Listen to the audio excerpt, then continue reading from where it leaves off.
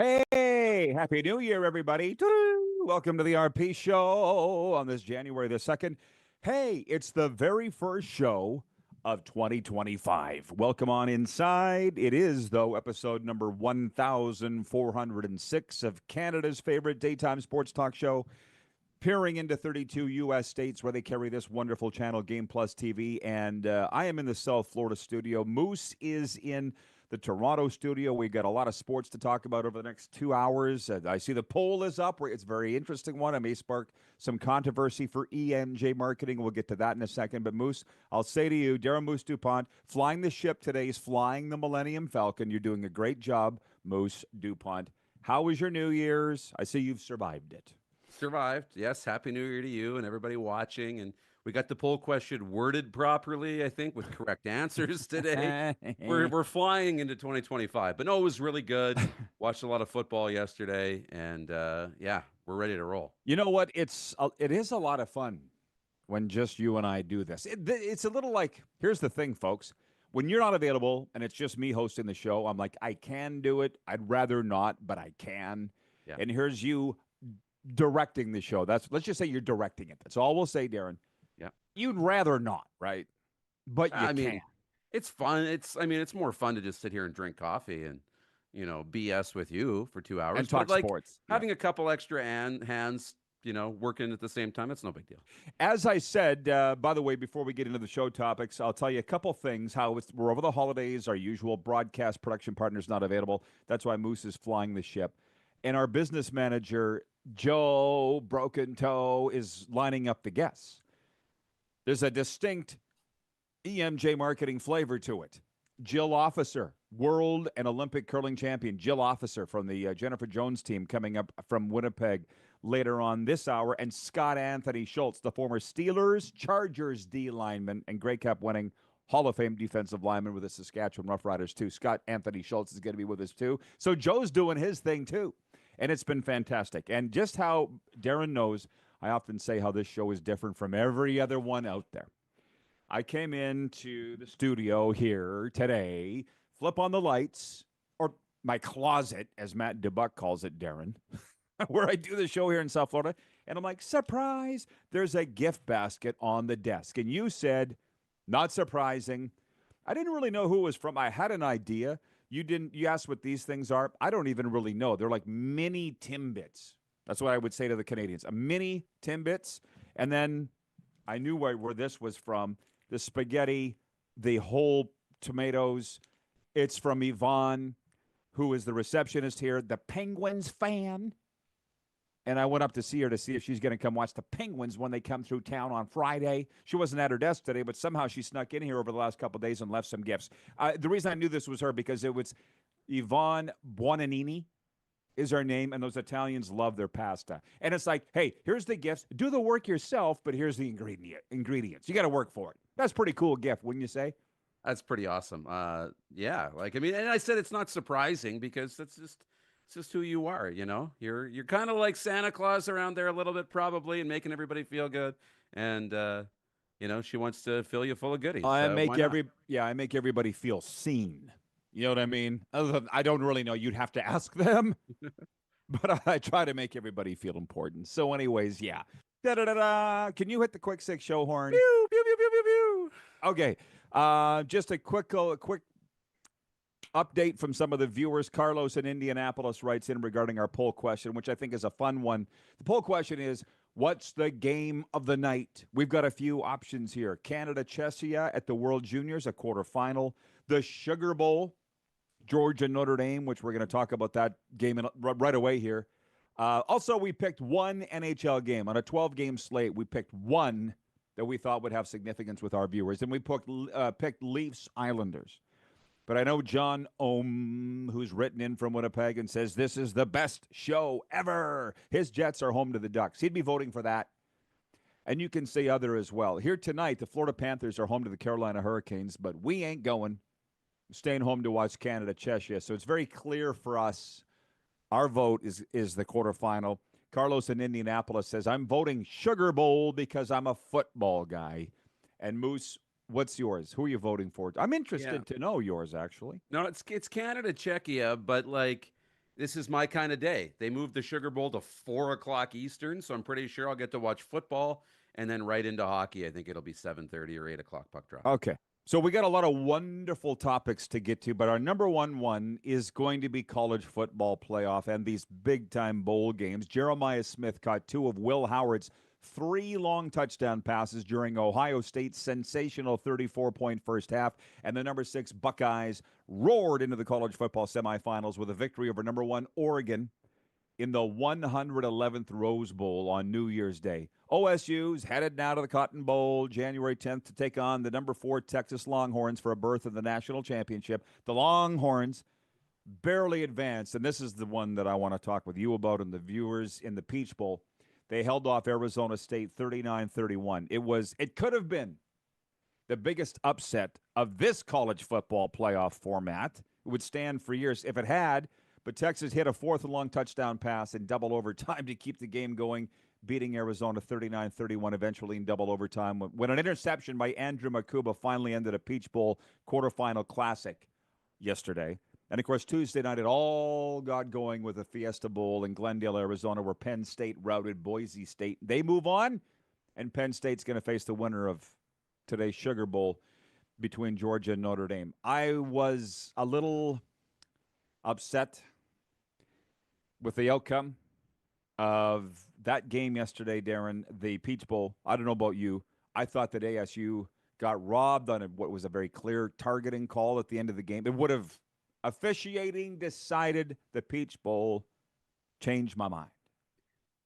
I won't agree that it changed the game, that it decided the game, but it definitely was a huge impact. And I agree with you that it was targeting. Like, it should have been called, and that would have extended the game. And, maybe the outcome would have been the same. Maybe it wouldn't have. But, yeah. And everybody in all these conferences, the Mountain West and the ACC and the Pac-12 or whatever, they should all be hailing ASU today, okay? Boise State, Indiana, they should all be hailing, and SMU, all be hailing Arizona State, because they saved those entries into the college football playoff. Like, that's why you put these teams in, too, to get a reflection of college football. It was a Cinderella story, the way they came back in that game. And in my mind, like, you had them at 4th and 13 in overtime. Just one stop, cover them in the end zone, and you win. And they didn't. That was tough. And then, I kind of thought at the end of regulation, they should have went for it on 4th and 5. They didn't. The field goal ended up being missed for Texas anyways. But what a game. What a great game that was. Fantastic. That was fun. Well, it wouldn't end. So Rich from Edmonton writes in, and he says, Texas versus ASU, legendary game. Oregon versus OSU, not so much. And he says, huge impact. They would have had a first down. So here's why I fell in love with, and I can't really do the finger. How do they do the forks? The trident. Yeah. No, the trident. ASU. Yeah. I got too many fingers for that. There you go. Yeah. That's what it is, right? Yeah. So Serena and I, whatever that Sunday was of the college football playoff, the top 12 teams, we were driving home from Nashville. And we listened to the full 2-hour extravaganza on ESPN radio, and it was riveting. She loves college football more than any other level of football, pro, CFL, NFL, otherwise. Can't explain it. But they were talking about that ASU coach, which if you put a gun to my head, I couldn't tell you his name, but that he's 34 years old, completely turned around that Sun Devils program, and that his wife was a cheerleader. Most importantly, the story is that his wife was a cheerleader for the team. They got at least one kid, maybe 2 now, Darren. But you saw him there with his dad, Bod, coaching the game. It's like Sark is old. Sark ain't the up-and-coming young wonderkin kind anymore, whatever that word is. We're in our 50s, bro. Okay? It's that coach of ASU's the next gen. Yeah. And he said the reason they had the Sun Devils coach on. Can't remember his name. Somebody already. Kenny Dillingham. Okay, thank you. Kenny. Yeah. Let's just call him Kenny. Coach Kenny. And they said that everybody said to his girlfriend at the time, why are you dating him? Why don't you date one of the players? You're a cheerleader. Well, the obvious question is, for those of us that have hot wives, why are they dating? Because we're nice to them. Okay? That's the answer. He's the nice guy. So I was kind of cheering for ASU. And then they got screwed in the targeting. And Jesse Palmer, did you notice, was doing color on the broadcast, and Jesse Palmer, the Canadian quarterback, well, NFLer, but of Canadian roots, he was like, they're going to have to explain to Kenny why this wasn't targeting. And you can read his lips. He's like, that's bad. He didn't swear, Kenny, right? So anyways, if they get the call, that DB gets kicked out of the game. They get a first down, probably kick a field goal and win it. We're not going to overtime. So people were saying it's karma when their kicker went on, they missed you hit the upright on the next kicking attempt that was sent to overtime, Darren. Longhorns still won. So there was no football gods getting it right in this. The officials screwed ASU. Have I got you convinced yet? Well, it definitely was. It was a huge moment. I thought it should have been targeting. I really do. And yeah, like Coach Kenny Dillingham, like it's such a feel-good story. I think we were all kind of pulling for them and hoping for the best there. And you got your running back throwing up on the sidelines. He's this Scatabo, the all-star, and he came back and he threw a 42-yard touchdown pass. The running back did. What a great story. I just wish the outcome would have been a little different. Not all of the quarterfinals were going to be great, but this one was fantastic.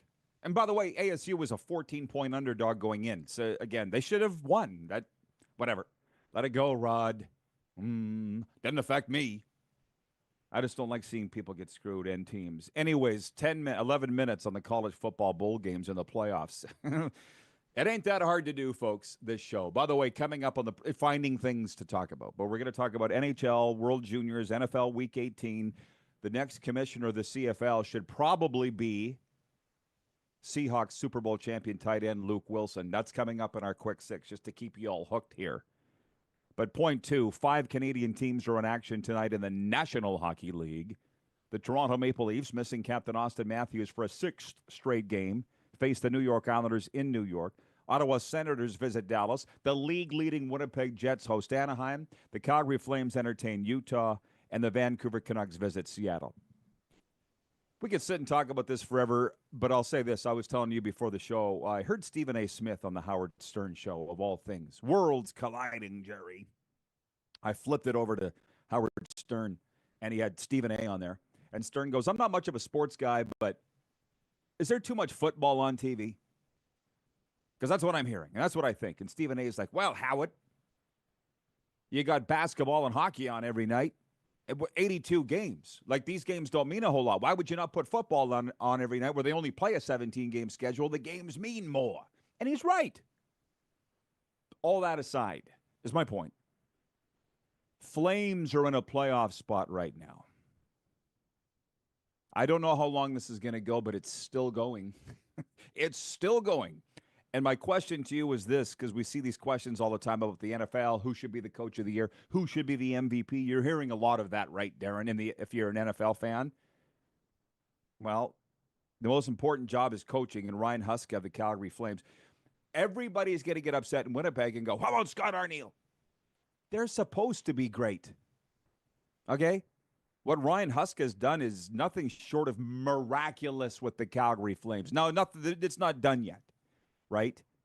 But I'm just wondering to you, I know we've talked about this, but maybe we'll talk about it again. Who other than Ryan Huska would be coach of the year? Meeting expectations versus exceeding expectations. And it doesn't matter how high your expectations are. You can look at, meeting really high expectations is a wonderful task and a job well done. Scott Arniel's doing that. Rod Brindamore, one of the younger coaches, having more success. Has Carolina playing well. But Ryan Huska isn't just he's surpassing all expectations, and the expectations are so far in the rearview mirror that Ryan Huska is the clear and obvious choice. There are others that are, maybe in the conversation. I look at, what the Washington Capitals have done. They're exceeding expectations this year for Spencer Carberry and the Capitals. I would look there, but I think Ryan Huska the expectations were lower, and what they've done has been just phenomenal in Calgary. So again, we could have done 2 hours on the college football playoff. We could do 2 hours on the National Hockey League, but we've got other topics that we would like to get to. But I don't have a vote for the coach of the year or player, any of it. And I don't really want one because going under the radar, I think, is kind of what you want in life. That's what you want. And I don't need those votes. I just want to go to the games, form my own opinions, come here and talk about it. The voting, there is a lot of pressure. Trust me, there is, because I've done it and voted on those awards for years in the CFL. You get outed. Who was the guy, the only one that voted against John Cornish for top Canadian? The vote was 99-1. Who do you think it was? It was me. I don't want to vote on these things. And from a team level, look at Carolina. They're sitting there in Raleigh where they get next to no media coverage. Darren, come on. Nobody talks about the Hurricanes, not even in their own town, let alone anywhere else. And Rod Brindamore just became the fastest coach to 300 wins in NHL history. Come on. Were you not sitting there going, what? Yeah. That happened pretty fast. Yeah, because nobody talks about them. That's what you want. Yeah. Carolina's in the conversation every year, but you don't see Rod Brindamore at all. Nobody's talking about Brindy as coach of the year, except for you. But do you know what I mean? That's what I would think you want. Instead of having to face the media every day, explain things that you don't want to. And by the way, be like Ryan Huska and go in and fix a potentially, what most of us believe is a broken culture. That wasn't easy either. He's got to answer it for every day, whereas Brindamore doesn't. He's just under the radar. That's where I would want to be. What about you?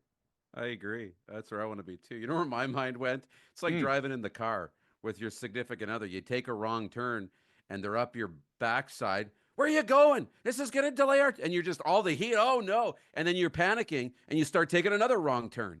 But when you're by yourself, you take a wrong turn. Oops. Guess I took the wrong turn. Get back on path and nobody is worried, and you get it back on track. I mean, that's kind of what it's like in hockey. It's easier to correct mistakes. There's less pressure. You can be free to just coach the way you want to coach, do what you want to do, and the results, they speak for themselves.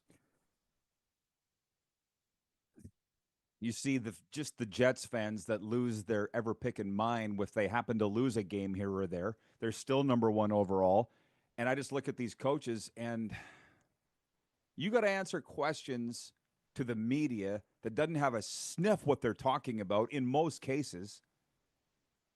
You wonder why guys lose their minds, But at least, you know what? Paul Maurice has seen the other side of it. He's coached in Toronto and Winnipeg. Now he's down here facing the same reporters every day and the same fluff questions. It's different. And by the way, they got the Stanley Cup.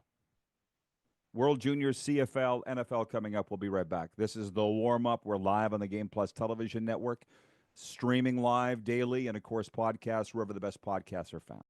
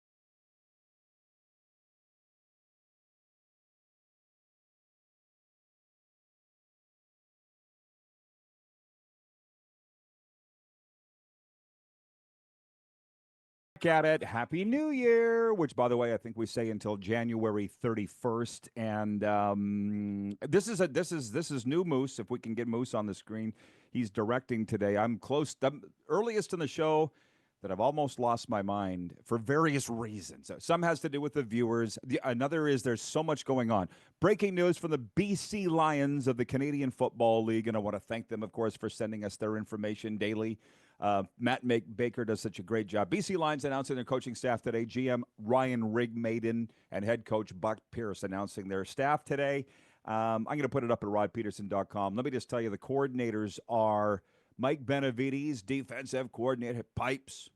Benny texted me over the holidays. I appreciate all the CFL people that did. Good job, Benny. Back where he belongs. Special teams coordinators Corey McDermott, and the offensive coordinator doesn't say here, so it must be Buck Pierce is the offensive coordinator. Okay, hang on. I got to stay out of the comments. Guys, just so you know, some people, Darren, want to talk about TSN potentially being sold. We talked about it for a week when the news broke. People are like, well, we weren't watching when you did. That's not my problem. That's your problem.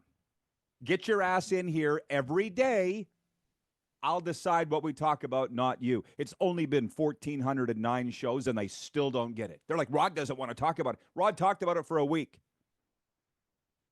There's more important things than TSN being sold, which may not even happen. So the third point, Canada meets Czechia tonight in the quarterfinals at the World Junior Hockey Championship in Ottawa. It's a rematch of last year's quarterfinal where Czechia eliminated Canada. Do we even need to talk about the other teams, the other quarterfinals today? I live in the USA. They play Switzerland, so there you go. But I'm cheering for Canada. I watched every game. No, I shouldn't say that. I watched every minute of the Canada games. Serena, my bride, for whatever reason, this is her thing. She'll watch hockey 4 games a day, every day. I can't do it. But I'll watch Canada. There's a lot of heat, Moose, on Dave Cameron. You've noticed, huh? There is. And yeah, and so they played terrible against America. There was some, USA on New Year's Eve. There was some bad penalties that kind of got the ball rolling, and then it was like Canada just lost their heads and were taking really stupid penalties, right? Like kicking the goalie's stick away, and they'd lost their composure. And what do we say about that? I mean, the Latvia loss was overblown in my mind, the way that everybody reacted to that. We've barely been on the air talking about this stuff now that I think about it. Yeah. So they lost to Latvia, my God, in a marathon shootout. And everybody's, Peter Anholt, known a very long time, the GM of Team Canada, going, we got to be very careful here. Let's not overblow it. Dave Cameron basically said the same thing. And then they won their next game. They beat Germany, shut them out. And then they played terrible against Team USA. It's junior hockey, for the love of God. Have we not yet figured that out? They're teenage boys. You want to get them on the same page and get them to do what you want? Good luck. Good luck. Yeah. So that's why we watch it. That's why we love it. And I think there's a very good chance Canada will lose to Czechia tonight. It should be a hell of a game, 7:30 Eastern on TSN. I guess I'll boil it down to this. Canada should be better. They should be. Don't tell me they're not talented, okay? Yeah.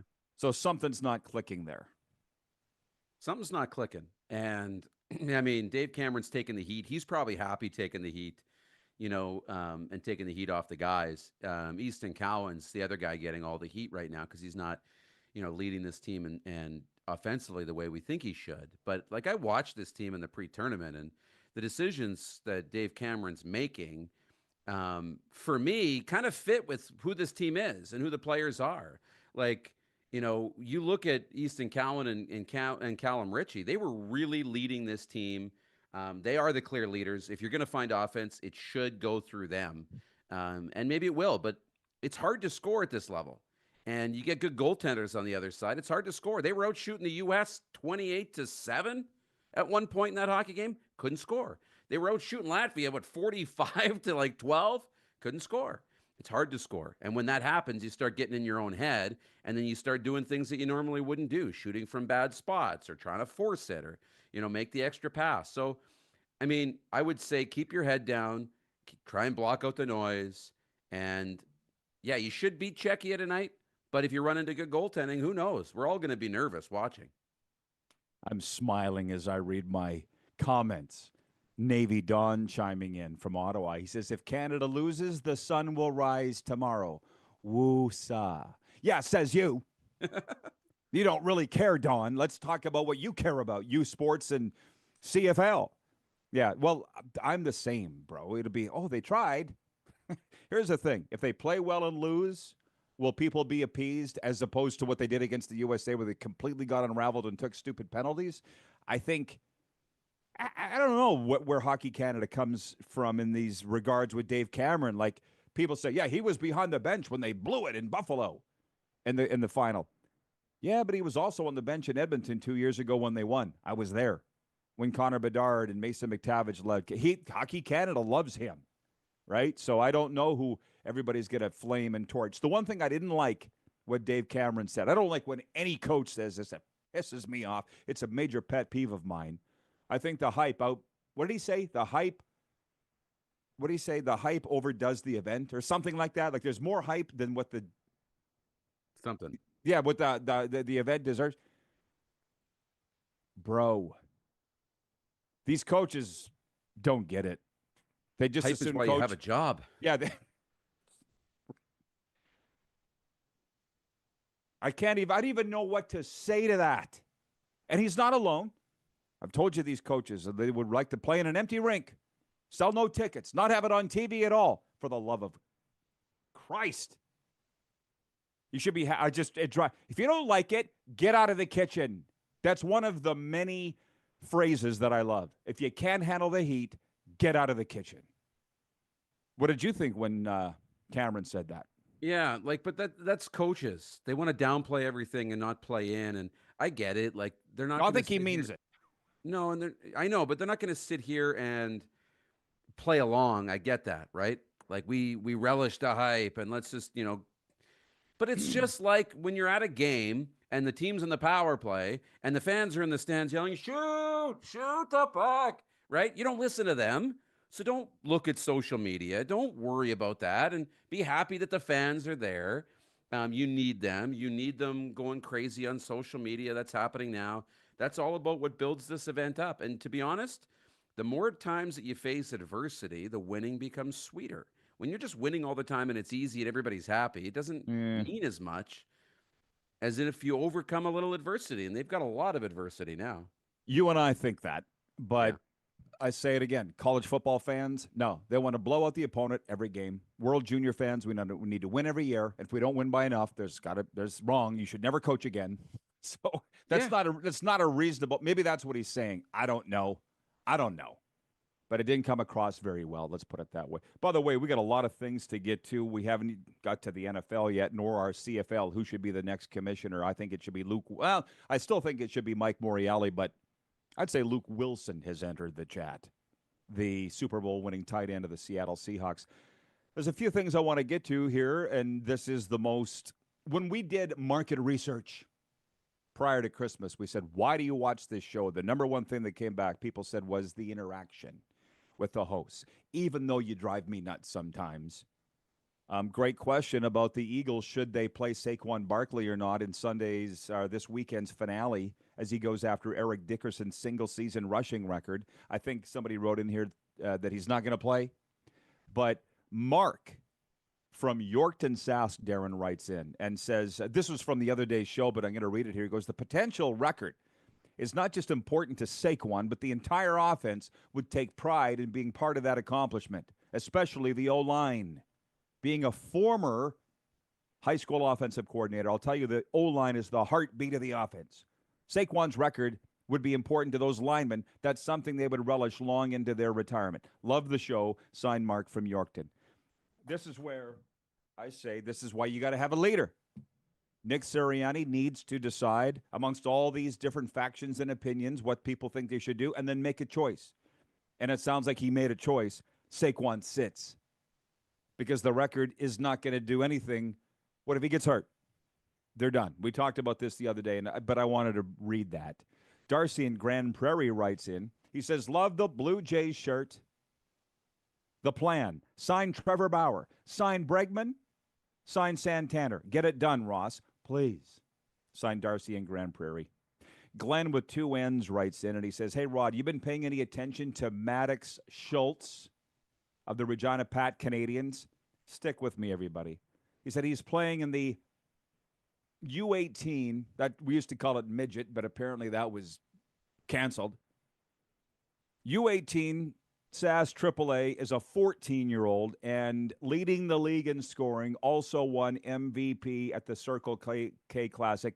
What does a player need to do to get exceptional status in the WHL? Sign Glenn with 2 N. Well, number one, how could I not? I'm seeing all the social media, but I haven't seen his games. When this was going down the other night, he had the big comeback. I saw that. I was at the Florida Panthers and the New York Rangers game on Monday. That's my life now. But Maddox Schultz, what needs to happen? He needs to be designated by Hockey Canada and WHL officials. And trust me, they don't get it wrong. They did it with Bedard. They've done it with Landon DuPont, Darren's nephew.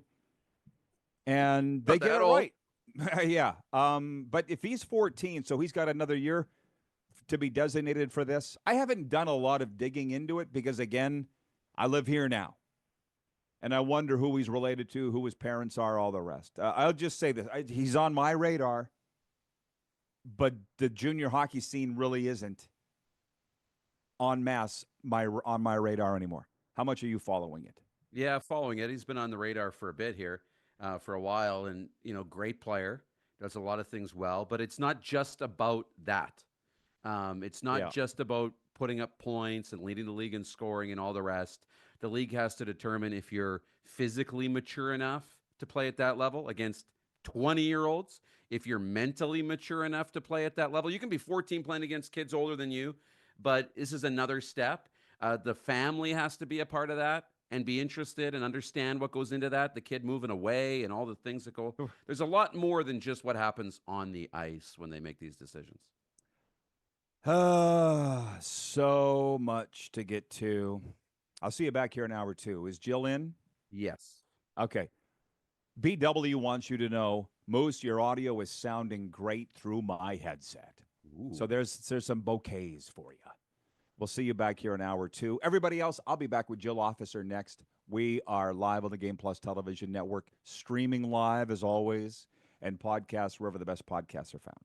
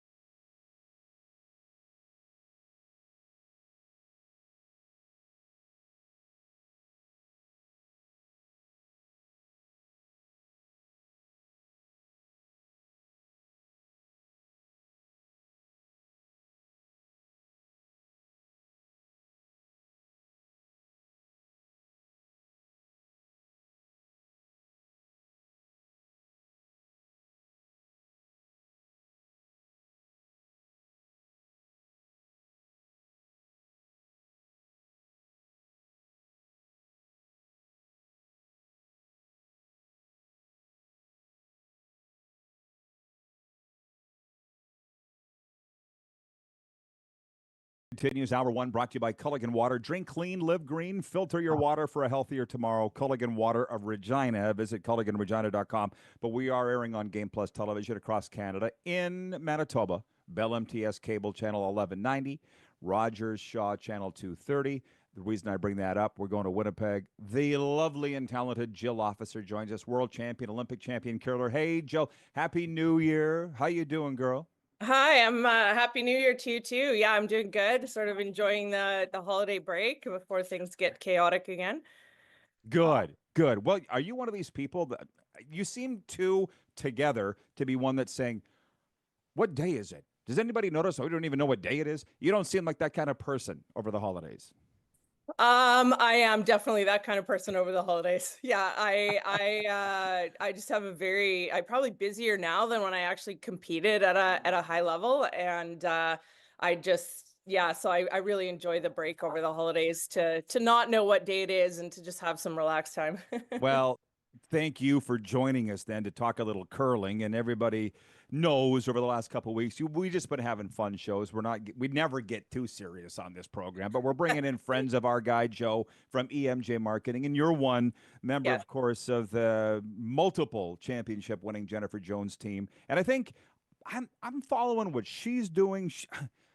She's doing the mixed doubles, and that stuff's all cool. But like, she's getting into some motivational stuff. I've been following her stuff for years, just like yours. And you guys seem to be taking a real interest in giving back and helping others, whether it's younger people or people our age and older. It's pretty cool what you guys are doing. You want to talk about that? Yeah, actually, speaking of Jen, I'm sitting here watching her on TV in the mixed doubles trials right now. But yeah, she especially since we won the Olympics, she's done a lot of keynote speaking and maybe more now because probably has a touch more time to do it. But yeah, and I've done some of that as well. And I think the odd time we've had people maybe come up to us afterward, or a kid come up to us and say, "Oh, I met you a long time ago, you inspired my daughter, or you inspired my son," or whatever. And actually, funny little story, when I went as an athlete mentor to the Beijing Olympics during COVID, but I was at the airport waiting for the charter flight back, and one of the speed skaters came up to me. His name was Tyson Langelier. Mm-hmm. He's from Winnipeg, and he came up to me and he actually said, "Oh, I remember when you spoke to my grade 5 class." And he just thought, like, he expressed how like motivational it was for me to come and be there. Of course, I'm a little older than him, but even for other sports, not just our own sport, right? To be able to sort of provide that hope for others to potentially reach their dreams, and it doesn't have to necessarily be in sport. So yeah, I think I like to share my experience to sort of help others. But curling gave me so much that I feel now like I want to share my experience to give back and hopefully continue to make our game better. As I was just talking to Darren, you see he's directing the show today. I said, put your best foot forward every day. You never know who's watching or who's paying attention. You just told a story of that. What Yeah. gender, what sport, what age, wherever, right? Yeah. Just do it. Hey, well, since you got it on the trials, that mixed doubles is wild. You played it? I did play a little bit. Yeah. Before I retired, I played a bit. Well, I played in the mixed doubles trials in 2017 with Reed Carruthers. I also played a little bit with Pat Simmons, a good Saskatchewan boy. So yeah, I did. And it's different to play as well. It's very, very busy. A lot of like running up and down, and you're doing more jobs than what you do on a 4-person team. And I mean, curling's an athletic sport, despite what some people might say, but the mixed doubles especially is like you have to be in good shape in order to be getting up and sweeping your own rocks or running back and forth and doing all these things. So it's fun to watch. It's a little bit different. So it hasn't maybe caught on to the extent of the 4-person game still, but the 4-person game is the traditional one. So That's interesting you say that. I like it the most because of the action. I'm not going to apologize. I'm an adrenaline junkie. That clearly is what's hooked people. But are you saying it's like, is it physically taxing to play? yes. I mean, it's a shorter game, so like it's 8 ends, but the ends are shorter, so it goes by a little bit quicker, but it is very, very busy. And it probably depends a little bit per team. I mean, it depends a bit per team. It depends on who does most of the sweeping. It depends on, if people are running back and forth, or if you have one person that's calling the game more so, then, it might be more mentally taxing for one person than the other. But it's definitely quite a bit busier, and you really have to have your routines and communication down pat in order to be successful at it. Yeah, but it is super fun to play, and it's definitely a different game to watch. In 10 years from now, what's going to be more popular, mixed doubles or the current four-member format? Ooh, that's a tough question, actually. I think I would like to think that both are still, like, I still think mixed doubles has a bit of catch up to do in terms of being as popular as the four-person game. I think that people are just still a little unsure about how it actually works and some of the strategy because it is different. But I'd certainly like to see it, catch up. And I think with the younger generation now and everything wanting to be quicker, that is the benefit of the mixed doubles game. But whether, they continue to sort of catch on to curling in general will probably determine how popular both disciplines are. Yeah, exactly. Well, and by the way, I first interviewed you, I think first one-on-one interview was at the Scotties now a number of years ago. It didn't feel like that long ago, but we're getting up there, Jill. Regina? Yeah, it Was was it Regina? Yeah, Yeah, I really enjoyed it. 2008. Yeah, it was that long ago. Yeah. Oh my God. Okay. Well, anyway, that's how long that Jill and I have been talking about this great game.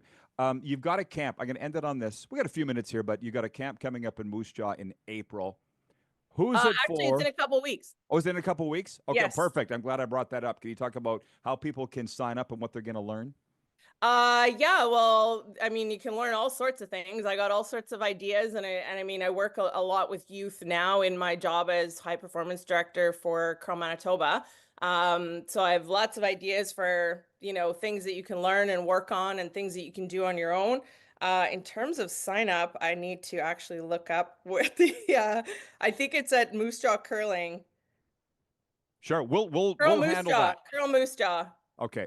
Yeah. Yeah. And it's January 18th at the Moose Jaw Curling Club, and ages 9 to 20.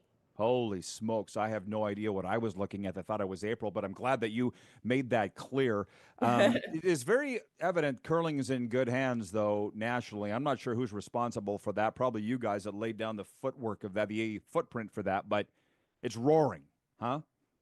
Yeah, I mean, I certainly still think that there's some work to do. I think since I've been in my position at Curl Manitoba, I've certainly seen really good numbers of kids wanting to be involved in the game, which is a really great sign.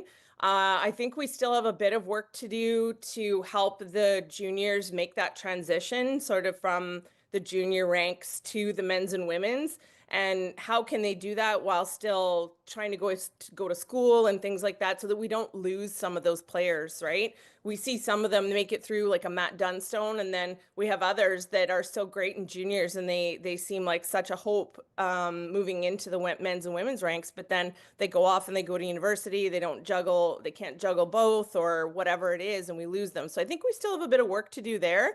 And I mean, as you know, I'm sure from watching, we're not as dominant on the international stage as we were at one time. So we have a bit of work to do there as well. And we have a new high performance director for the last year and a half or almost 2 years with at the national level with David Murdoch. So he's bringing a lot of experience from his days with British curling, and you could see how well the British teams are doing right now. So especially Bruce Mowatt's team. So he's been a real asset so far as well.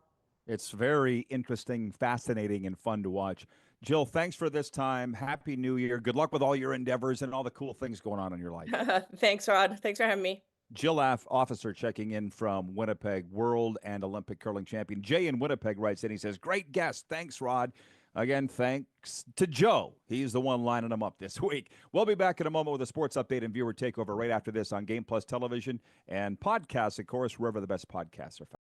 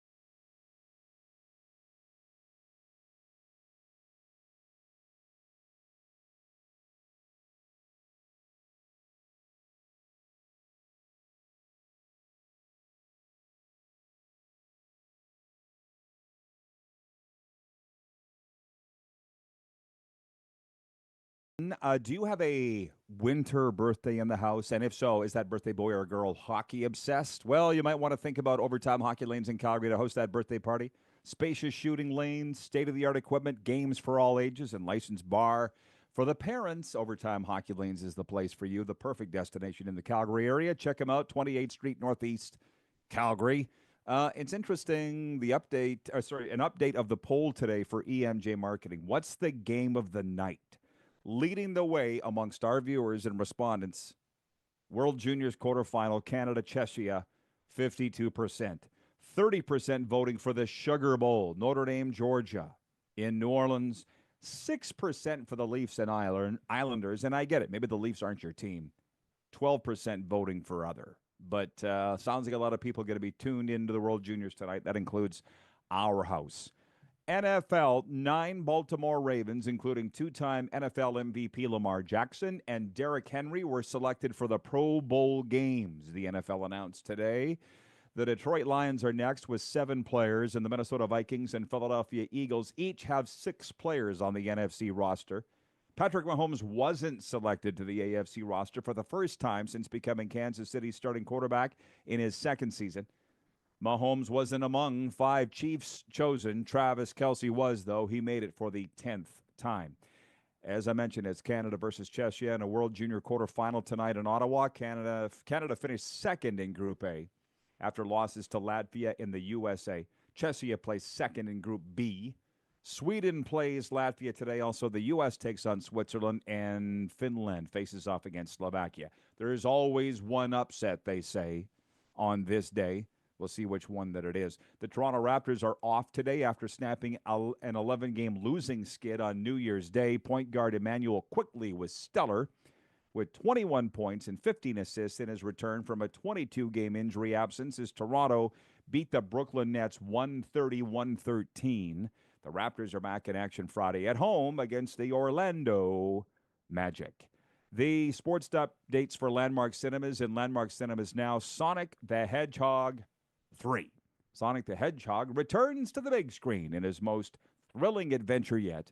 Sonic, Knuckles, and Tails reunite against a powerful new adversary, Shadow, a mysterious villain with powers unlike anything they have faced before.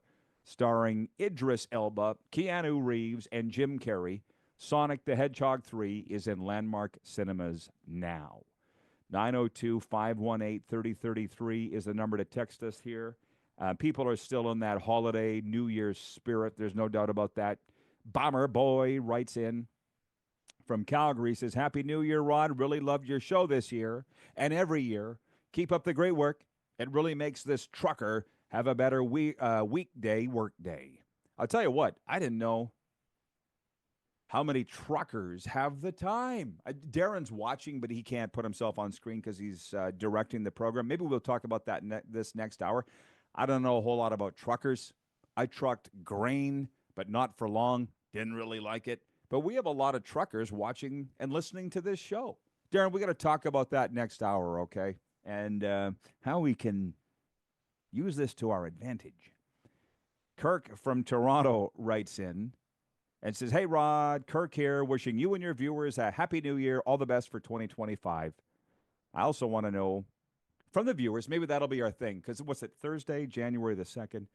What are you looking forward to the most in 2025? I already know what mine is, okay? Darren, you think about that in the break. What are you looking forward to the most in 2025, whether it be sports, personal, both? Darren writes in from Melfort. He says, Happy New Year. He says, Darren from Melfort, where they do the Melfort Shuffle. Yeah, you wouldn't know it until you've seen it. And then once you've seen it, you know.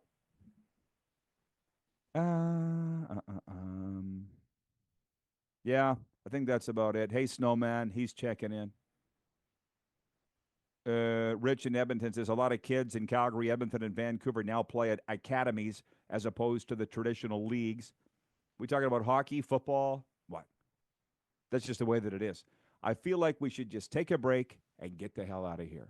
And we'll see you back here in hour 2 after this brief pause, everybody, here on Game Plus Television, streaming live, of course, on YouTube only today and podcast, wherever the best podcasts are found. Be right back.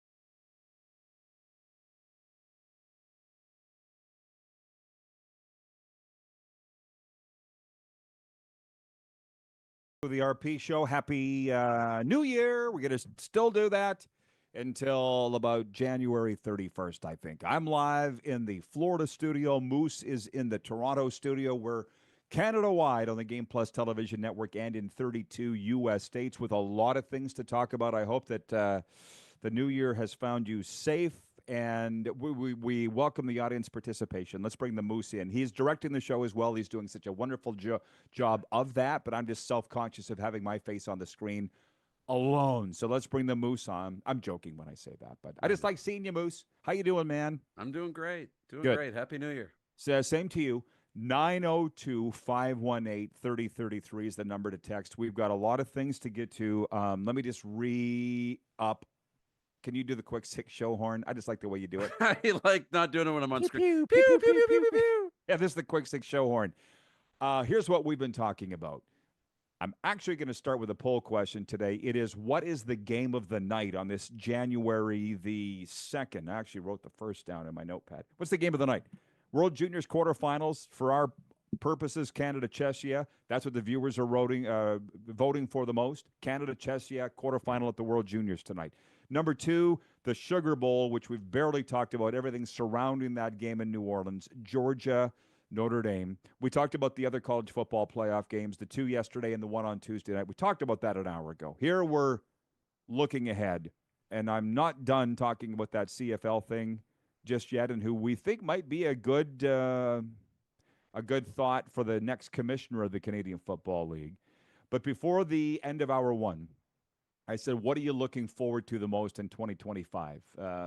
Earlier this week, Darren and I had our reflections on 2024. And as far as I'm concerned, for me, I'll only speak for me. I can only speak for me. It was a tremendous year. It was absolutely fantastic. And I know Darren's was too. For those that it wasn't, here's hoping that 2025 is better. Asking the viewers, what are you looking forward to the most? Rich in Edmonton writes in, he says, 2025, most looking forward to going to Maui in a couple weeks' time. Can't argue with that. Shai writes in, he says, the Saskatchewan Roughriders winning the Grey Cup in Winnipeg. John in Winnipeg, says, I'm looking forward to seeing Rod in Winnipeg during the NHL playoffs in 2025. How do you like them apples, Rod? I think it would be a lot of fun. There's people are weighing in. Can I say mine? I know you have years you've thought about it. It's actually only a couple weeks away. We're leaving January 16th from South Florida, going to Chicago. It's a birthday present for me from Serena. We're going to 2 Blackhawks games. I think they're playing, I know Vegas for sure, and I think Carolina. The last city left on my bucket list of cities to visit is Chicago, Illinois. Never been. So she's got us 2 Blackhawks games with Mike and Joanne Lee. To be honest, sort of drop names here, but we're going to be in the alumni suite, Mike's treat. So thank you, Mike. And I'm excited about that. And Dale Talon, who's gotten to be good friends of ours here, former GM of the Blackhawks and the Panthers, has set us up with restaurant places to go. That's just in a couple weeks' time. So I'm going to tell you, that's what I'm looking forward to the most. I don't look too far down the road, because when I've done that in the past, the roads, come back and kick me in the nuts. So I just look at what's right in front of me, and that's pretty good. Trip to Chicago. How about you? I hope looking down the road doesn't kick me in the nuts, because November I'm getting married, so I should probably put that out there. Wouldn't hurt. That should probably be the thing that I'm looking forward to the most, but I hope that doesn't kick me in the nuts looking down the road. Tired of being happy, Moose? Boom. Yeah. That and November as a whole, man, it's going to be great. Going right from the Grey Cup to do that and all the rest, it's going to be a great year. Good for you, man. That's exciting. Navy Don writes in. He says, 2025 skiing in Whistler. Ooh. Jeremy in Winnipeg writes in. He says, 2025 looking forward to a Chiefs three-peat. For your sake, yeah, I hope it is too. Rich in Edmonton says, glorious restaurants in Chi-Town, Rod. Oh, yeah. John Ohm says, Rod, you better do deep dish pizza in Chicago. It's fantastic. Oh, trust me, she's the foodie of the whole outfit, and she's got it all planned. What's that? Have you had deep dish? Yeah, but not in Chicago. No, I've never had deep difference. dish. Yeah. No. I mean, we had it in Nashville, Okay. but nobody talks about Nashville deep dish pizza. They talk about hot chicken, right? Yes. So, yeah. And to be honest, Mike Lee and his wife, Joanne, such close friends of ours, I'm going to be honest with you. What do you do when you scratch off every item off your list? Mike says, you make a new list. So I got to find new places to go. But I'm going to be perfectly honest with you. I'm not really interested in leaving this continent. I'm just not. I know a lot of people want to go see other places around the world. I'm happy here. The weather's great. We've got all the major sports, and we have ESPN. I'm good. You know what I mean? What else do you want? Yeah, no driving on ice and snow, and no. Everybody's writing in and saying, congratulations, Moose. Carlos in Indianapolis. Carlos in Indy says, you want our congratulations or our sympathies, Moose? He didn't expect that, did you? Tony from Cochrane, Alberta says, cheers, Moose. Blaine Dodd says, congrats to Darren. Hey, by the way, it ain't new. You just picked a date, but you've been engaged for a while, right? Yeah, that's right. Yeah, so it's not like we have breaking news here today. But hey, here's another one. Trying to get back on point with sports. These viewers are actually putting me in a better mood today. That's rare. I'm very excited to go watch Bedard in Chicago. But the outdoor game the other day, I had to wait. I don't even know what World Juniors game Serena had on, but I said, do you mind if we switch it over to the new outdoor game on TNT? I'd kind of like to watch it. She's like, oh, okay. So we flipped it over to that. And I know your story because I read your column on it. You can divulge whether you want to or not on your outdoor game experience. I will. I'm watching Chicago, St. Louis at Wrigley Field on the television. And she doesn't like outdoor games. She's planted her flag and said she's against them, which is her thing. I love them, dude. I love the spectacle of it all, right? I love how's the ice? What are the jerseys? Of course, Bedard's playing, so I'm excited about that. The game was bad. It ended up 6-2. Chicago continues to be exposed as by far the worst team in the NHL. And then she was like, can we switch it back now? Sure. Like I had any say in the matter anyways. Because she'll sit and watch every single World Juniors game. That's just her thing. Cool, right? It's not my thing. The World Juniors, the outdoor game was a little bit of a dud. But you wouldn't know. I wouldn't know. Didn't watch it. And to be honest, I didn't realize it was on New Year's Eve. When did they make that change that it was going to be Just New Year's this Eve? year. Just Yeah. this year. Instead of New Year Day. Like, that's the thing about traditions. When you have a tradition, you don't have to worry about it, right? You just know. Like, what if they moved the Labor Day football game in Regina to the Saturday? I know. You know? Like, I wasn't looking at the schedule to double check when the Winter Classic was. It also wasn't in my face on my social timeline said, hey, it's on New Year's Eve this year. That wasn't in my timeline. I saw the guys skating and some of the media members and whatnot skating on the outdoor rink the days before and things like that, some of our friends. And I was sitting there being like, oh, I got my day. And I think I even told you, like, I'm watching hockey in the afternoon. Then it's going to be a little football, World Juniors. And I was ready for New Year's Day to wake up with my coffee and watch the Winter Classic, like all the pregame and everything. And then I'm seeing the highlights on SportsCenter. I'm like, seriously? Well, That was disappointing. You largely didn't miss anything. It was a bad game. I hope everybody's enjoying today's program as much as at least I am. Yeah. And that's really all that matters. Navy Don writes it. He says, Moose, tired of being happy? Honestly, congratulations. I think he liked that line. Yeah. Well, let me just say this. There's a couple football items that I did not get to yet that I want to, but Serena, my better half, is on record as saying she's anti-outdoor game, period, and she's sure as hell against anti-outdoor game in Miami, where they're going to play it next year. Here's the thing. I guess if you missed the game, you missed Gary Bettman saying on the pregame show, which I didn't. I saw it. I read it afterwards on the Florida Hockey Now website. He goes, next year, playing in Miami, it's either going to be New Year's or the Stadium Classic outdoor whatever series. They haven't decided yet what it's going to be. They talked to Matthew Tkachuk about it and Paul Maurice. They played in Regina, the game that you and I were at. So here's the thing.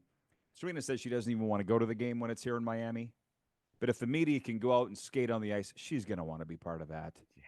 So I think it's going to be a lot of fun. So she just likes being the crusty curmudgeon. That's her thing among South Florida hockey fans. Okay, before we get to the NFL, I've been teasing this for a while, and then whatever college games we want to talk about, and the Sugar Bowl here too. Has anybody seen what Luke Wilson's been saying on Twitter, the former Seattle Seahawks champion tight end, played 8 years in the NFL. He's from LaSalle, Ontario, just outside Windsor, and he says that 2025 should be the year of the CFL. And here's why. He said people are not following the NHL like they were. They're not following the NBA like they were. Here's a chance for the CFL to come right up the middle and grab people's attention. And then he went on to say why they could. He mentioned some rules tweaks and so forth like that.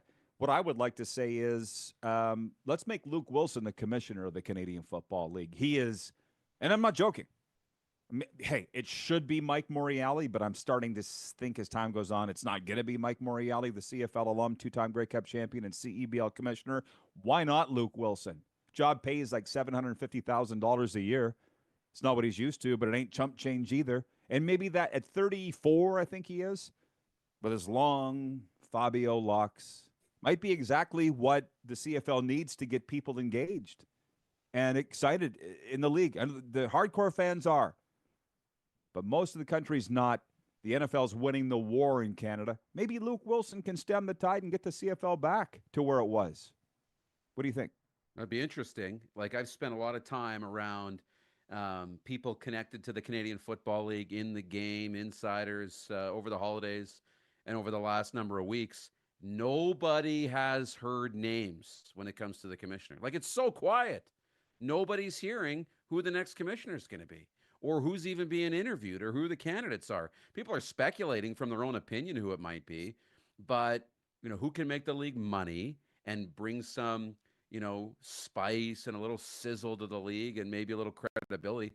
I think Luke Wilson would be fun. And it's also fun to see a Canadian who was so heavily tied to the NFL, and in his time with TSN now is so heavily tied to the NFL, waving the CFL flag. Like, that's what you need to kind of remove the inferiority complex from some of the fans who are only NFL and they scoff at the CFL. Here's a guy who's making his living in the NFL, who made his life in the NFL, but is a Canadian, saying the CFL can be great. And here's how. I think we need more people like Luke Wilson. He'd be a great commissioner, maybe. I don't know about the money side and the business, but we need more people like him involved in the game. Well, number one, I just brought up the salary because that's what it is. I'd like to think he doesn't need the money. My God, NFL players now, especially in his era, made more money than they can spend. So the salary shouldn't matter. If it was $14 an hour, he should. If he wants it, he should still take it. On the money thing, I mean, can he drive revenue for the league in his business sense and that stuff? But I mean, we need some people that have his attitude for sure. So I want people to listen up, because we're not going to belabor this. I've made a little pact amongst ourselves, and Darren knows it, and Joe, our business manager, too. I want to talk about the CFL on this show every day, moving into 2025, but not a lot. So it's going to be like Easter eggs, okay? Every day you're going to have to hunt where in the show is it, but I do want to talk about it every day. That's one thing. Number two, Randy from Winnipeg writes in, he says, Luke Wilson is great on TSN. Rich in Edmonton says, I'm all for Luke bringing a much-needed fresh look to the CFL. And Navy Don's watching in Ottawa. He says, we have to stop with our inferiority complex, embrace what we are, and quit trying to emulate the American rules. Ours are great. Stick with me, Don. I love you. You don't need to return it. I know how you feel. You don't have to say it. We have to stop with the inferiority. You've been saying it, and people like you for 30, 40, 50 years. It ain't ever going to change, okay? So stop. Number two, we could sit here and talk about the CFL every day for 2 hours, but Darren just said it. There's nobody throwing out tidbits and breadcrumbs. Hey, Rod. Hey, Darren. Hey, Naylor. Hey, Farhan. Hey, Arash. Mention these names. They're not doing it, okay? So the CFL has a hell of a lot of things that they need to fix. I'd love to partner with them, but they got to meet us where we're at, because I don't know where they're at. And I'm going to, again, say it. We've had cease and desist letters from them over things. Should I say, Darren, or not? Should I Go for stop? it. Okay, our Grey Cup party. I don't have the letter in front of me, but it was something along the lines of the name Rod Pedersen and Grey Cup can't be used anywhere together in the same promo or ads for this event. Blah, blah. It ended up being the greatest party at Grey Cup, but I couldn't put my name on it. We had to take our name off of it on the Friday Night at Ballers at the Grey Cup in Regina. Like, why? Our sim, our simulation that we did, Darren had billboards. We had to take them down. They have not been very easy to deal with, the Canadian Football League. So as much as we would love to sit and promote and talk and buzz and help them, what the hell are they doing for us? Besides largely nothing, okay? And our numbers have jumped by 50% over the last year with less CFL talk. So do the damn math. So as I said, I'll talk about the CFL every day in small doses. We'll put this clip on Twitter about Luke Wilson and go from there. But I don't need to hear this crap about that we need to help them. They need to help themselves. We'll be back in a moment. We're live on the Game Plus Television Network, streaming live and podcasts wherever the best podcasts are found.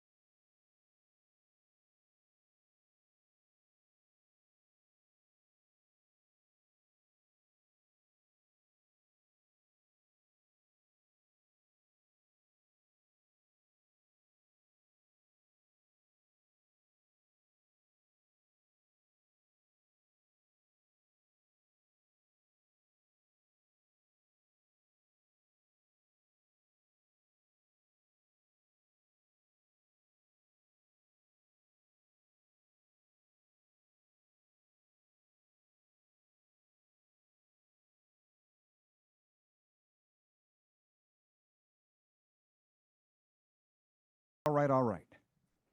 Welcome back, everybody, to the RP show. Moose, can you put yourself on the screen? The reason I was asking you, Moose, here we go.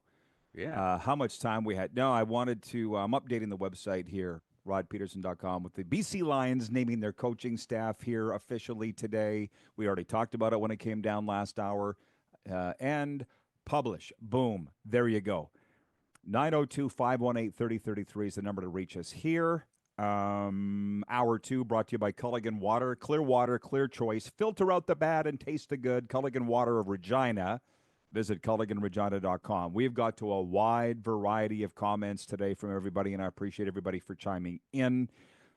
Where we wanted this show, where we started it 1,400 plus episodes ago, was to be the view for sports fans. Talk about sports things, but over coffee. I think we've done a pretty good job of that here in year 6 on national television. Here's one for you, Darren. The U.S. college football playoff quarterfinal between Georgia and Notre Dame in New Orleans will be played tonight, one day after being postponed following a truck attack on a New Year's crowd about a mile from the Sugar Bowl site, which is the Superdome. 15 people were killed in the attack early yesterday in the city's French Quarter. The game was originally scheduled for New Year's Day evening at the Louisiana Superdome, or as they call it now, the Caesars Superdome. So we're sitting on the couch yesterday, Moose, watching the Texas ASU game. I don't know if a decision must have been made by then that they were postponing the game to today. But I said to Serena, put it on me. I said to Serena, if you're going to delay it a day, why delay it at all? This is what I was talking about last hour with these people in leadership positions. And by the way, I don't have a problem that they delayed it only one day. This is just a supposing. This is a spitballing thing, because tens of thousands of people have their travel made to come in. They weren't delaying it a week. They were delaying it a day. So those people got to extend their hotels, change their flights. It's not that big a deal compared to the 15 people that lost their lives and their 30 plus that got injured and the horror and trauma that goes along with it. How do you feel about the fact that it was delayed a day? Do you think it was because they just couldn't pull off a game as originally scheduled, or is it out of respect for the incident? What do you think? It's probably a little bit of both. And I think a little bit of it is, yeah, definitely out of respect, and also security and not knowing maybe the full ins and outs of what happened and why it happened and what was going on and will there be more. At least it gives us an opportunity to maybe bring in extra security, make sure this is good, all the rest before you get going. And everybody's attention was on this. They don't want to be, when you say respect, callous and say, well, that's great, but you guys, mourn over there. We're going to continue to play football over here, like elbowing in out of the way, being like, okay, we still got to play football. So I think it was the right thing, but it is no small thing. You say, and I'm glad you said it, because moving flights and hotels and all that is no big deal in compared to the people that lost their lives, for sure. But without that in mind, it is a big deal. Like a lot of people buy the cheapest ticket with no cancellation policy and no opportunity. So you got to buy a brand new plane ticket. You got to, get another night in the hotel, all the rest. And I imagine a lot of people just end up selling their tickets.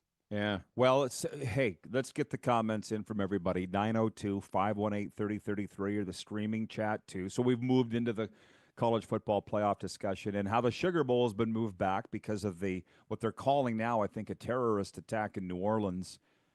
I'm just throwing it out there. I'm not saying they're right or wrong for what they did. What I am saying is you're going to be criticized no matter what. And by the way, I'm not going to the game, so it doesn't really affect me. If it had, I might have a stronger opinion. Brent in Wellington, Florida writes in and he says, Happy New Year, Rod. Not sure what you had for breakfast this morning, but make sure you have it regularly in 2025. You're fired up today. No, I appreciate that, and I guess maybe that's what people want is some guy ranting and raving here every day. Darren will say that it's more effective when you do it rarely. But I said in the break, after that rant, I said, I'm tired of explaining myself after all these years. And I'll just say it one more time, because these people write in, why aren't you talking about this? Why don't you talk about the CFL more? And it just makes me want to rip their head off. Here's the reason. The CFL's been incredibly hard to deal with. The Roughriders, 6 years later, won't deal with us. And meanwhile, I got the NFL going, hey, Rod, we love what you do. We watch your show. We would love if you talked about us more. The NFL. What the hell would you do?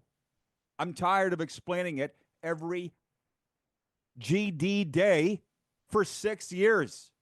I'm past it. My God. And people like, here we are again. They're not going to get it. They're not getting it. So we talked about it, and we're moving on. They don't make it easy to deal with. Don writes in, where the hell was it? He says the CFL needs to get out of its own way. It does, but that's not my problem. It's not in my control. I got to do what's best for me. And with a 50% viewership increase, which the digital numbers show, we've made the right decision. Navy Don goes on to say, I think it was prudent for the delay just to make sure there wasn't follow-up attacks. Is that what it is, Don? More attacks? I mean, I was reading the news this morning because, believe it or not, I do read the news. And they said that there were more, I'm not a terrorist expert or a security expert. There were 3 other locations, though, that have been discovered, and more people than just the guy driving the truck that were involved in this.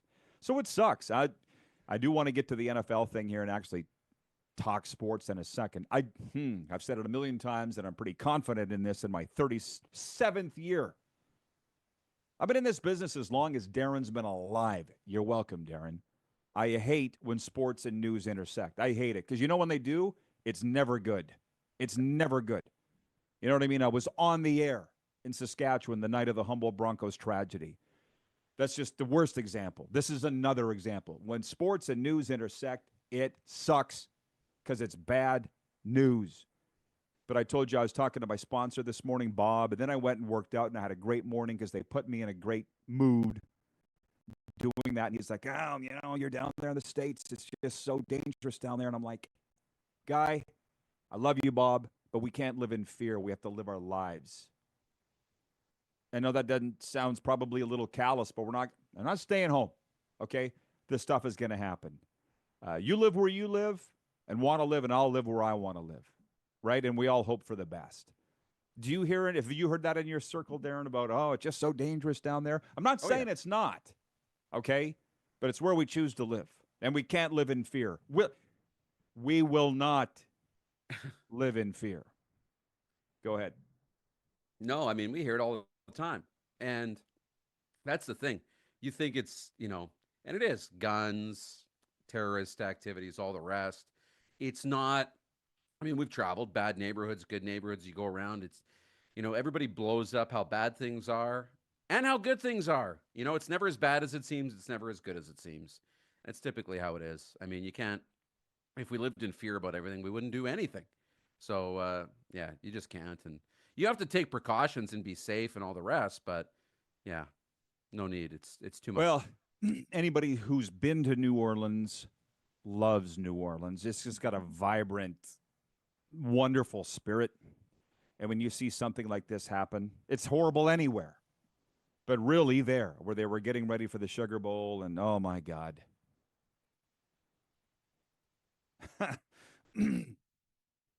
I'm just laughing, Navy Don. Just with regards to who you cheer for and why, he says, the NFL, as a fan of the league, but not an individual team, the playoffs are a great time to watch great teams and players without losing my mind. By the way, Don is a Royal Canadian Navy veteran. He's a longtime friend of mine, so that's why we're having a good back and forth here.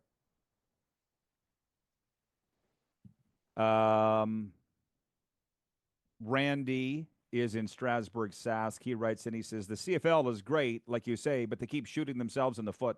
Like, where is the 2025 schedule? It should have been out before Christmas. I don't know. And they don't like you poking around. So we talk about other things.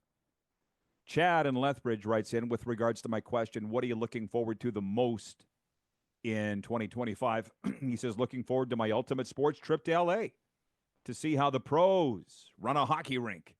We'll be behind the scenes for the Leafs, Sharks, Jets. Then a round of golf, Lakers game, and Dodgers game, and then home to get ready for the Western Canadian Baseball League. That is a lot to look forward to. It's important, I can tell you this, put on the recovery hat for a second, recovery coach hat. It's important to have something to look forward to. Doesn't it feel good to think about what you have to look forward to? It's important. I've been in situations in my life, and I think Darren has too, where you're in a situation where you don't have anything to look forward to, and it sucks. So it's all about perspective. It's literally all about perspective. I got a lot to look forward to, and for me, it's going to Chicago in a couple of weeks' time for 2 Blackhawks games, meeting our best friends there, sitting in the alumni suite for the Blackhawks. God knows who we're going to run into there. Yeah, that is a lot to look forward to. But here's another one, Darren, just with regards to perspective. I mean, I've seen people talking about, and maybe you have, on social media, fights in the mall parking lots and this and that going on. I'm like, oh, my God. I was in the gym this morning grooming myself. And just so you know, the older I get, the longer it takes. And I was upset. I'm like, every damn day I got to shave my neck, my ears. And then I'm like, you know what? You know who would be real happy to have to shave his back and his neck and his ears is my good friend Derek Myers, who died of cancer 2 years ago at the age of 46 and left a young family behind. You know what I mean? Yeah. It's a gift to grow old and deal with these things. Smarten up. I had to tell myself to smarten up. I know. It's a tough thing, and there's little moments in life that make you realize it. Yeah, That's all. these little things that get us all worked up, especially sports at times. Oh, Yeah. that's the one I can't get. And Serena and I will never agree on that.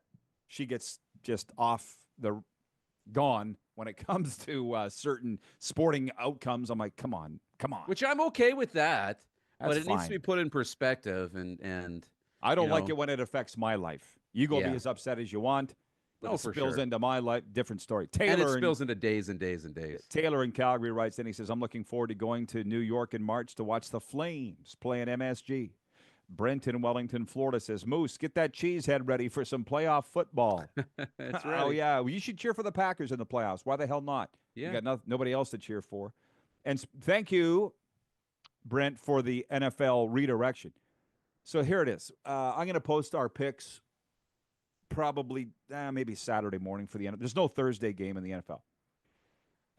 But it all comes down to Sunday night, Minnesota, Detroit. It's the game Dan Campbell and the Lions have been waiting for since they lost to San Fran in last year's NFC title game. So if they getting the number 1 seed has been Detroit's goal since then. It'll come down to beating Sam Darnold and the Vikings on Sunday night. A tie also gets the job done for the Lions, but I don't think anybody's picking a tie. Despite a shorter week after playing at San Francisco just on Monday night, Jared Goff, Amon-Ra, St. Brown, Jahmyr Gibbs, and the rest of the Lions have come too far to slip now. They're going to win this one. That's what I think, the Lions Sunday night. How about you? They should. I think they're the better team, but I really like what the Vikings have been doing. I really do. And am I going to hang much on this result? No, but it's going to be a hell of a lot of fun. And, the 1 seed versus the 5 seed. Like, that's what's on the line here because they're in the same division. This is a great test. I wonder how all out the teams will go, right? Like, obviously to get first place, it's going to be a heck of a football game. Yeah, I can't wait. I think the Lions are probably the better team, but Sam Darnold and the Vikings have some magic. Yeah, it's interesting. Is Schultz knocking on the door? He is. Okay. Scott Schultz coming up next, but it's just the way the football fans are. Hockey isn't quite the same, but coming out of Monday night's game for the Lions and 49ers, people were already talking about this Sunday's game, and it's the biggest of all time. And as a guy that works one day at a time, it's kind of hard to get your mind around that. I'm not thinking about next Sunday. I'm thinking about today. Yeah. But I can now see that it is. I'll go along with the fact it's the biggest regular season game in NFL history because it's the first time 2 14-win teams have opposed each other. That's pretty exciting stuff. We're going to be talking some NFL and football when we come back with the old 96er. We're live here on the Game Plus Television Network, live streaming and podcasts wherever the best podcasts are found.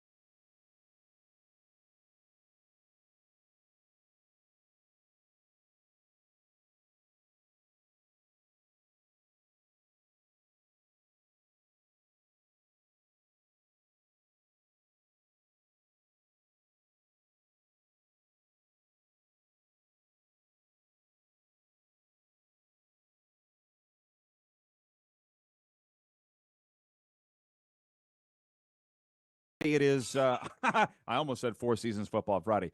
It's not that.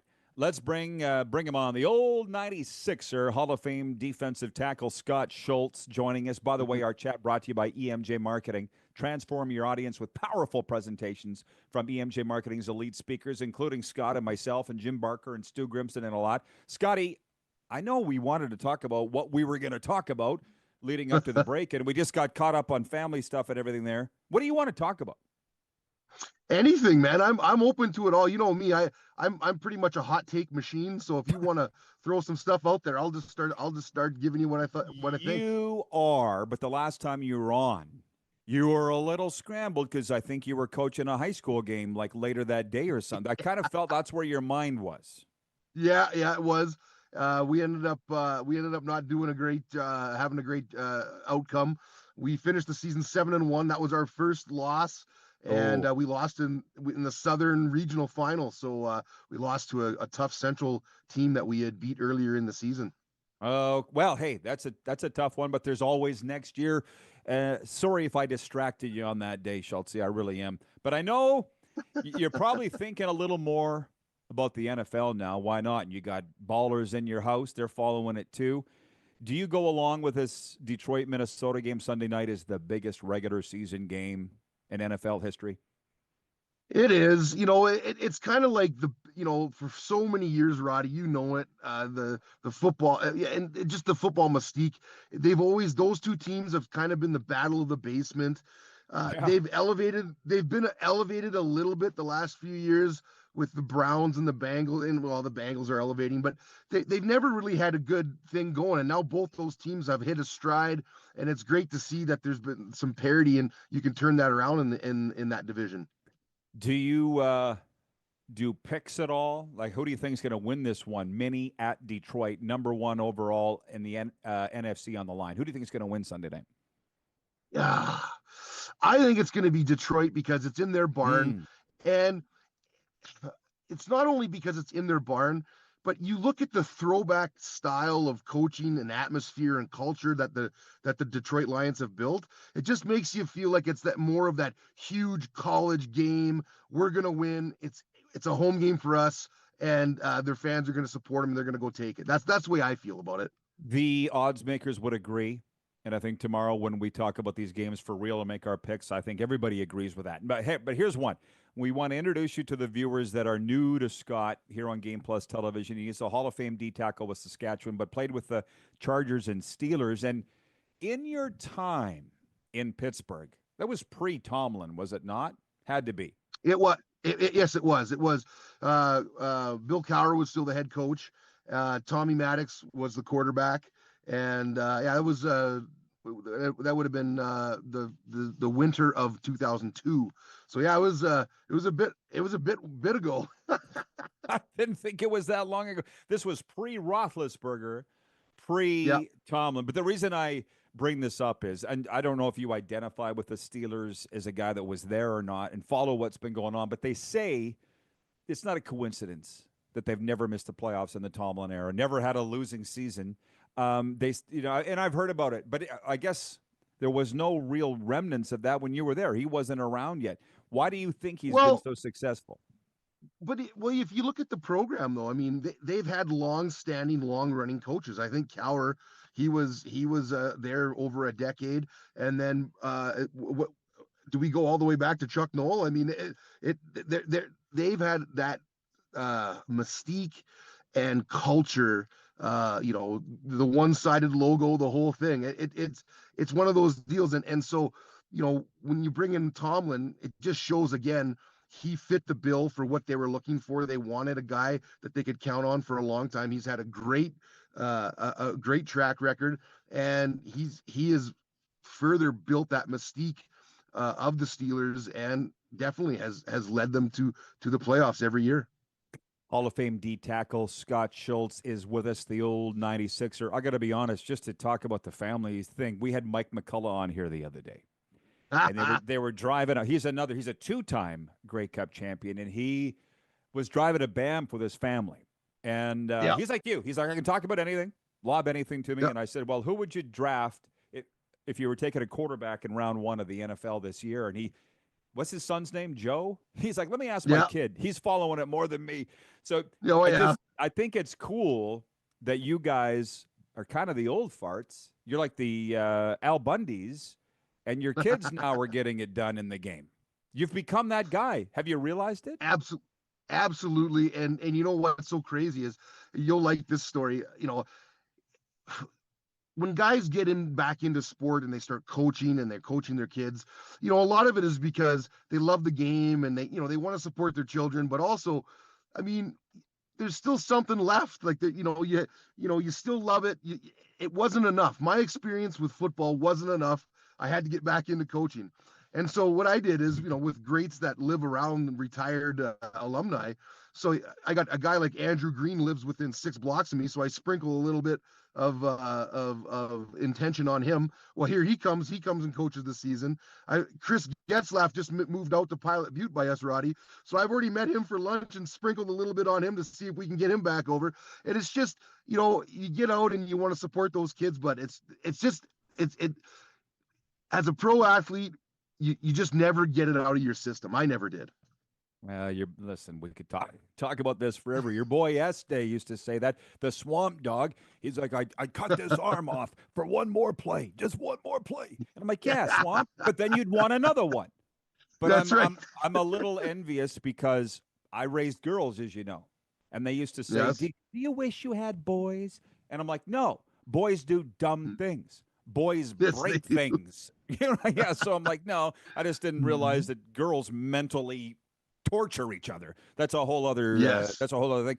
But with these kids that we're talking about here, your boys, McCullough's kids, blah blah blah. What are they into football wise? All of it, or like when they're watching football, what's their number one? McCullough's, his kids are a little different. Like Joe is big time into college football. He knows all the stats. He knows all the players. His all-time favorite school is Clemson. But for me, I've got a big kid, a lineman body, Evan, and we did grappling and jujitsu all through his young years, and then we got out of that, and then we looked around for something to do. There's nothing to do, so we did football.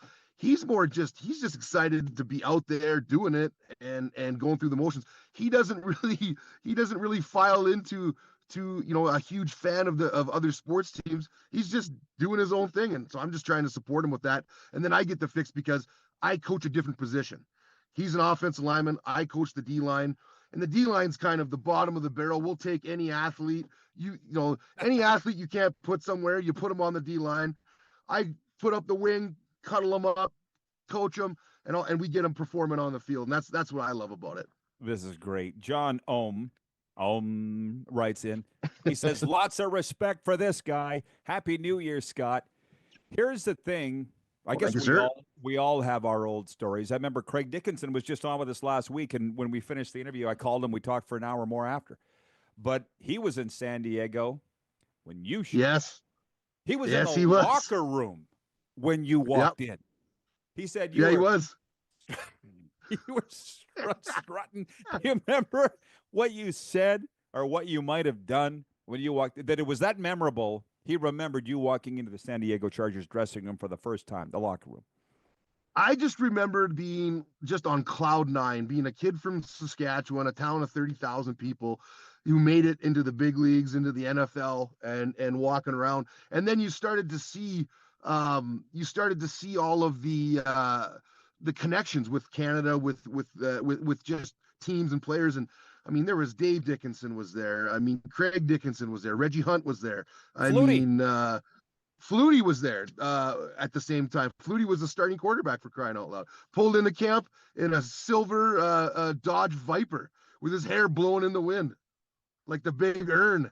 That's some good stuff. But yeah, but Craig, Craig was the special team assistant, and he'll tell you, like, I was a 300-pound, 6'3" defensive tackle, but I was begging them, what can I do? Can I get on any special team? Anything I can do to help prolong my stay? It prolonged my stay for about a good 6.5 months, and that was enough for me. Didn't I tell you to call me Big Earn? That's right. Yeah. Well, Dickinson said, just to refresh your memory, the vets were like, "This guy was the #1 overall pick in the CFL. This is the best they got up there." That's what Dickie I said. I took Roddy. I took a lot of heat for that because again, the #1 pick the same year was in the NFL was Michael Vick, and I actually spent 6 weeks with Michael Vick in Kenner, Louisiana, at a pre combine training camp, and I was down there for 6 weeks, and those guys he would have been there for at least 3 or 4 of them. And so I got a chance to interact with him, and they teased me about that then because I was trending to be the #1 pick in the CFL. At least it wasn't a correctional facility. Hey, before we go, Guy wants your outlook on the Riders for this year. Oh boy, you know what? I can only say it's really exciting to see where they got to this year. They had a bit of a downward spiral in the middle of the season, and then they were able to get their bearings and roar into the playoffs. And you know, being a homer for the Riders, a guy that has been in the community and feels everything that goes on.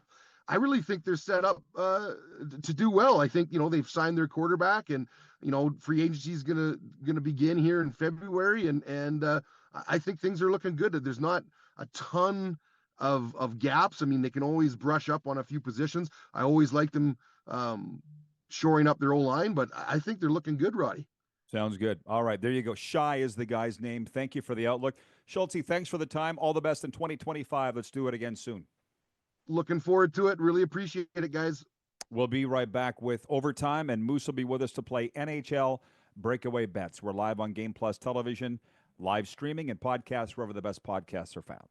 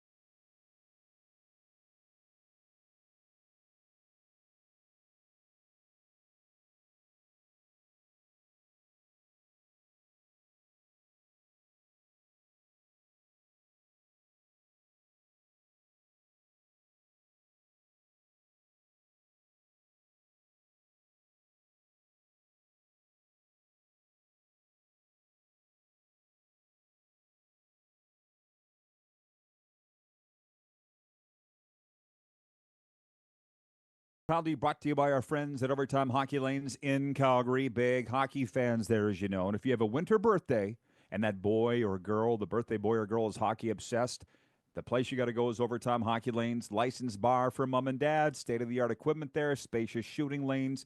Take my word for it. Every time we go there, we don't want to leave. 28th Street, Northeast Calgary. Tell them Randy and Michelle sent you. Moose is going to join us for the NHL Breakaway Bets. I'm going to try and keep track. Moose, here's my New Year's resolution, keeping track of our picks for the NHL. Right. Okay, it's just going to be straight up here. 12 games in the NHL tonight. Minnesota at Washington tonight. Who do you like? I like Minnesota tonight. He's taking Minnesota. Perfect. I will take the Caps. Carolina Hurricanes here at the Florida Panthers.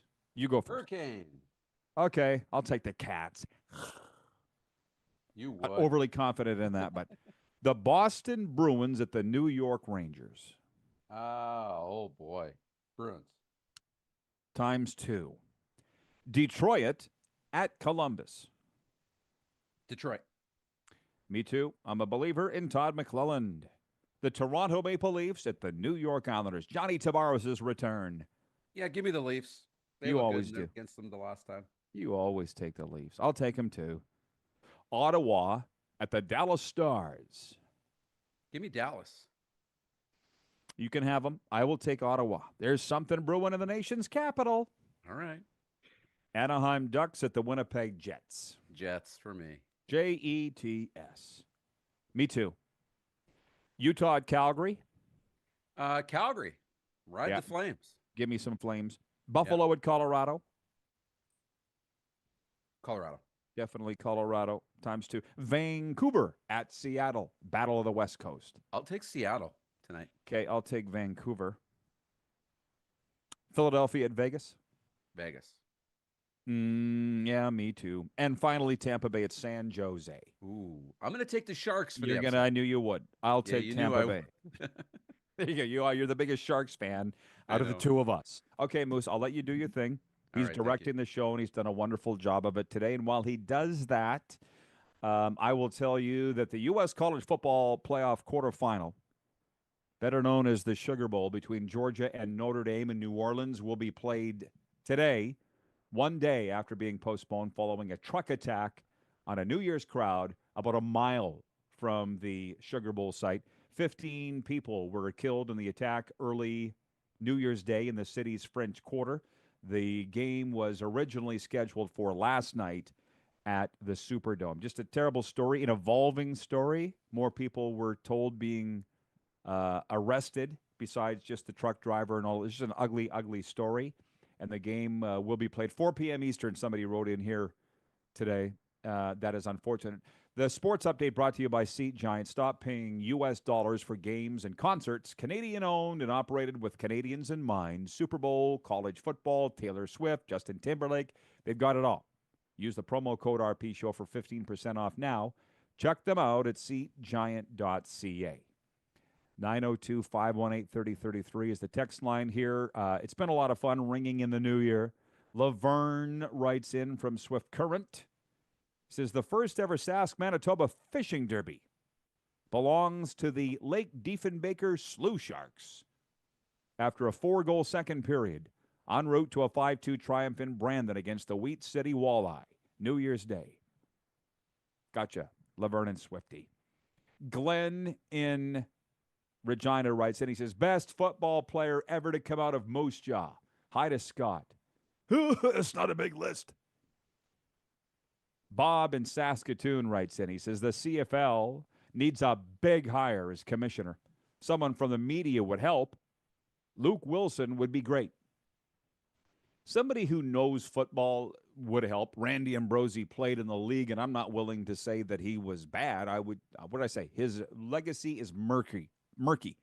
Randy Ambrosie. I'm going to put it in my 10 Things column this weekend, by the way. Sign up for free today at rodpeterson.com. That 10 Weekend Things column goes into our newsletter. Last minute of play. Along with our best interviews, Moose's betting tips that have been pretty good, they tell me. With Ambrosie, I don't want to let too much out of the bag. I'll talk about our Grey Cup.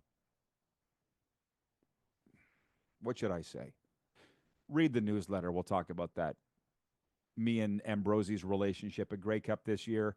I don't know what it takes. It'd be nice to have somebody who has an idea about the game. Randy did. He played. Okay. Jeffrey Orridge did not. 30. And for my money, Mark Cohan was the greatest commissioner in CFL history. He played at least high school football. He had a clue what was going on out there. We need somebody who at least has a clue. And if it's Luke Wilson and he looks good and he'll bring along the younger generation and all the rest, I think that could be fantastic as well. Shy says, Rod, still the best show and great job, Stubble Jumpers. Yeah. See you tomorrow, everybody. Thanks, Moose.